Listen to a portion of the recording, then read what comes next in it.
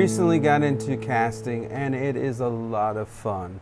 It opens up a lot of opportunities. But if you're not into casting, you can absolutely use wood for this project. I am using Royal Palm resin. It's an epoxy resin, and they recommend that you keep the temperature above 80 degrees Fahrenheit. It is always about 70 degrees in my shop, so I'm going to warm these up. At least I'm going to warm up part A, which is very thick, kind of like a syrup. I'm going to use this old baby bottle warmer from my kids when they were babies. I use it for wood glue in my shop. It works great. It has a automatic shut off, and all I need to do is add a certain amount of water based on type of bottle that you're putting in here, but I've kind of figured it out to be on mine only up to like level 1 here, not a lot of water. You could put this entire bottle in here, but I don't know what kind of effects that will have over the long term of heating it up and cooling it down, heating it, cooling it for the remainder of the resin. So I'm just going to put the resin in a different container. It only takes a few seconds to heat up the resin to 98 degrees. And if you're going to want to use polyurethane resin like Alumilite, don't use a baby bottle warmer. The moisture will affect it. And if you don't have a baby bottle warmer, you can use a double boiler. Just make sure that the water doesn't exceed 120 degrees Fahrenheit. You don't want to cook the resin at all or have it to the point where it starts smoking.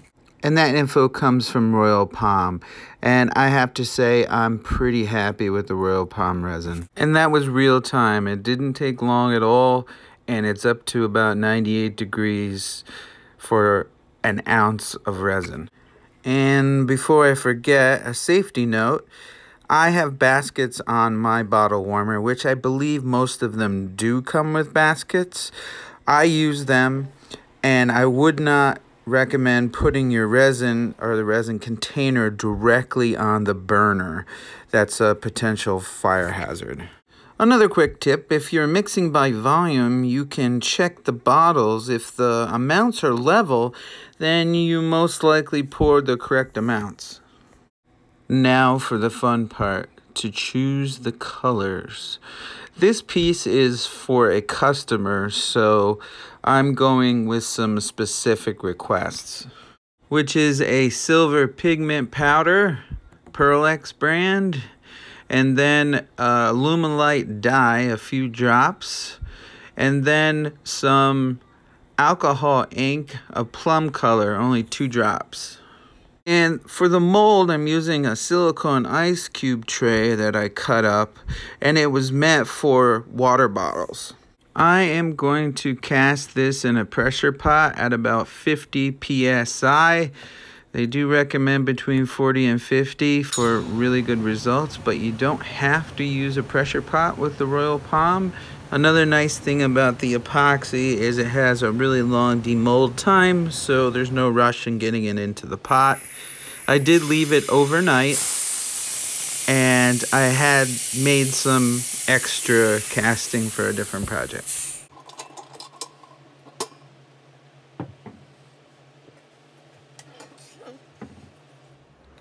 So far, I'm really happy with the results. The castings came out great, and they came out of the mold very easily, even without a release agent. I'm sure it'd be even easier with a release agent. As far as mounting these to the lathe, it was between centers with the smallest drive center that I had.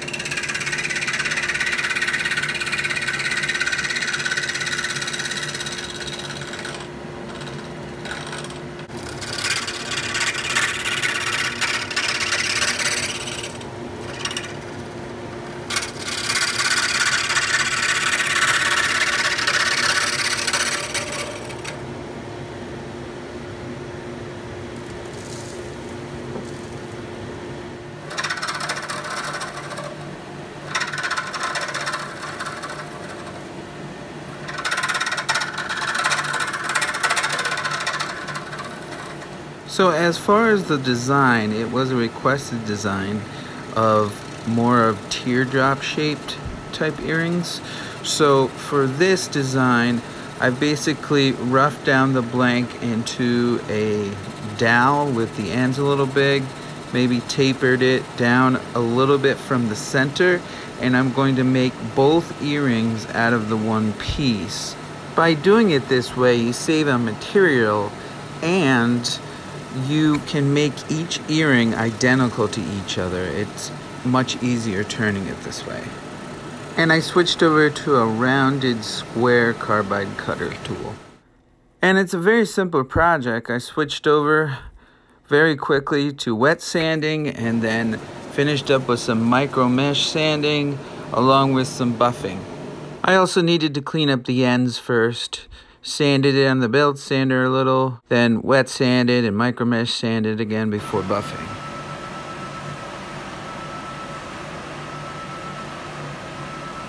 Another bonus of turning a pair of earrings this way is both ends already have a perfectly centered hole from turning it between centers, and all you have to do is screw in the little eye hooks. Next, I'm going to find the exact center of the blank, cut that in half with a hand saw, and that should yield 2 perfect earrings. Now, if you wanted to finish up the ends that were cut, you could do that by polishing and sanding again, or sanding then polishing. Or you could do what I'm going to do here is I'm going to add some sterling silver hardware at the end that I slightly modified, that I picked up at a craft store, and I'm adding the sterling silver hooks. I'm quite happy with how the earrings came out. It was a little darker than I anticipated, but they still came out very nice, very elegant looking, and it was to the specifications of the customer, so I think they're going to be happy with it. So if you enjoyed this video on turning jewelry, please subscribe, click that bell so you're notified in the future, and as always, stay safe in your shop. Thank you, and take care.